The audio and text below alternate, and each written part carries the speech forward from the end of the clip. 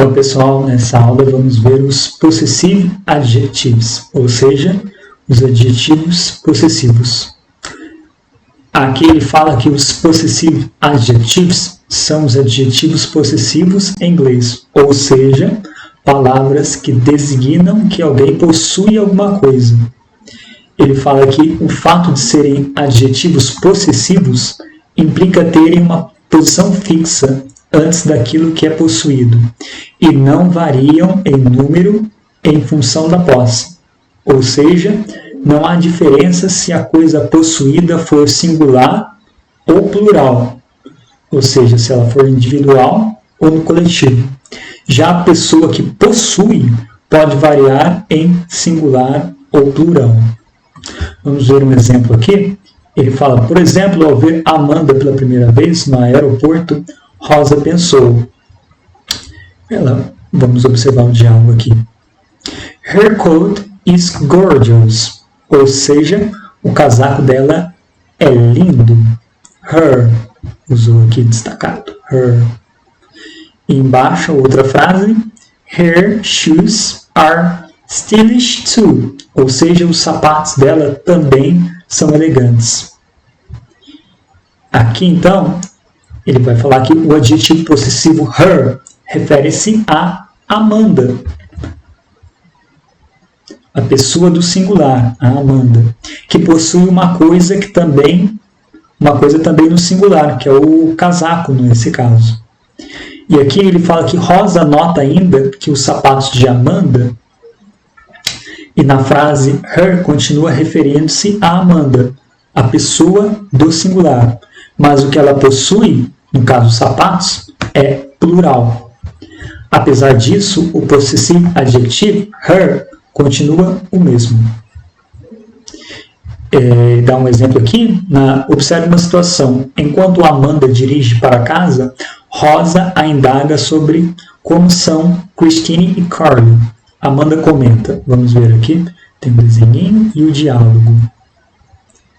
Their personalities are very different. O their em destaque aqui.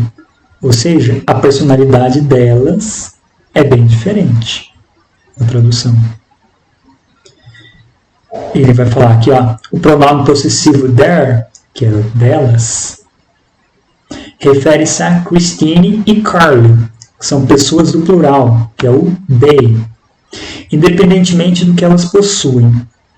Ao chegar em frente à casa das meninas, Rosa igualmente utiliza their, porque a casa é delas, ainda que o que elas possuem, ou seja, a casa, seja no singular. Ele manda observar o desenho e a frase. Em seguida, vamos ver aqui. Their house looks amazing. Ou seja, a casa delas parece incrível. E ele vai comentar aqui que, relembrando então, o possessive adjective se refere a quem possui, sendo independente daquilo que é possuído. Ele fala para observar a lista dos adjetivos possessivos em relação às pessoas do singular e do plural. Aqui, então, ele vai dar uma tabelinha com os subject pronouns e o possessive adjectives.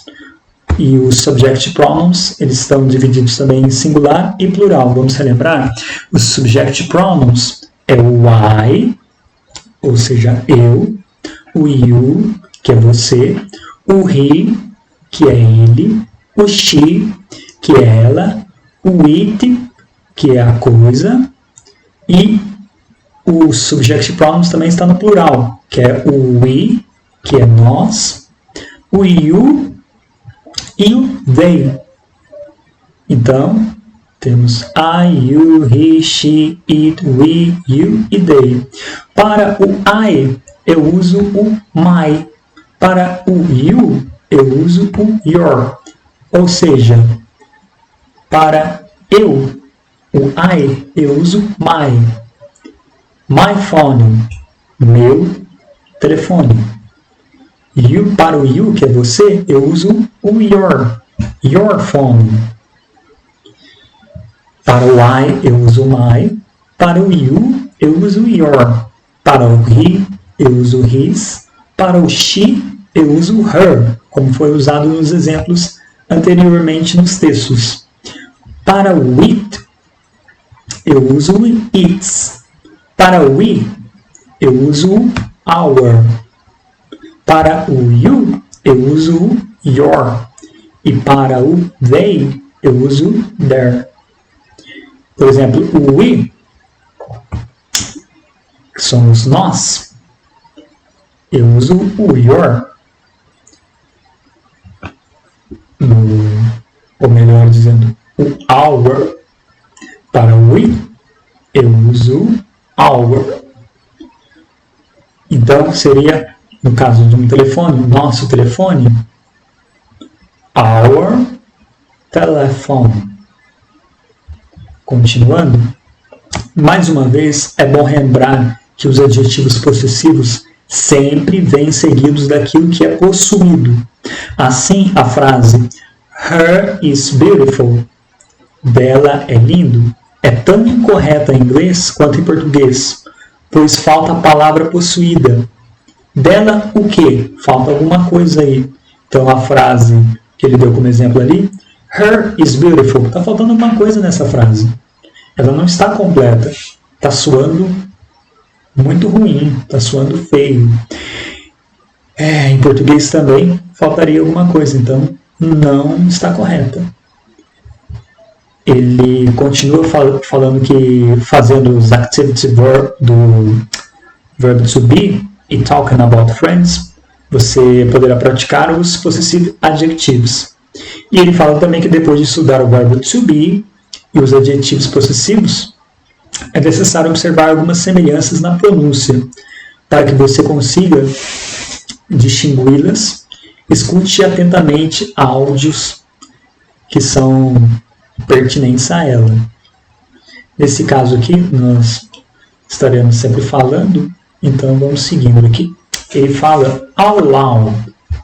Similar sounds in possessive adjectives and to be contractions. Vamos ver aqui. Você recentemente viu que o verbo to be, ou seja, o verbo ser ou estar, quando contraído, as contrações, as abreviações, com o subject pronoun, adquire uma pronúncia diferente da que teria se estivesse por extenso. São pequenas diferenças, mas muito importantes. O som da contraction acaba por assemelhar-se à pronúncia do possessive pronoun correspondente.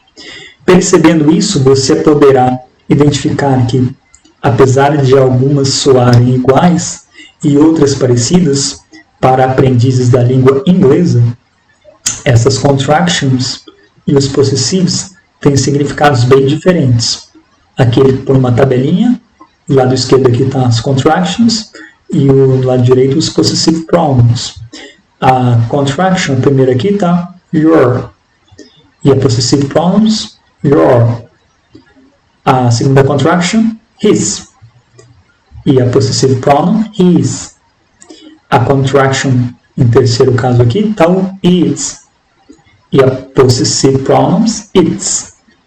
A contraction, por último aqui, na quarta posição, está their, e o possessive pronouns, their.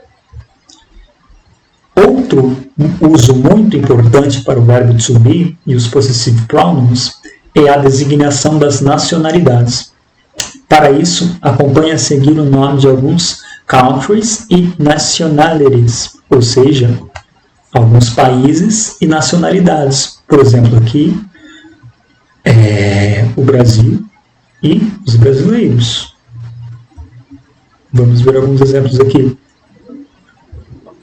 What's the bus? Countries and nationalities.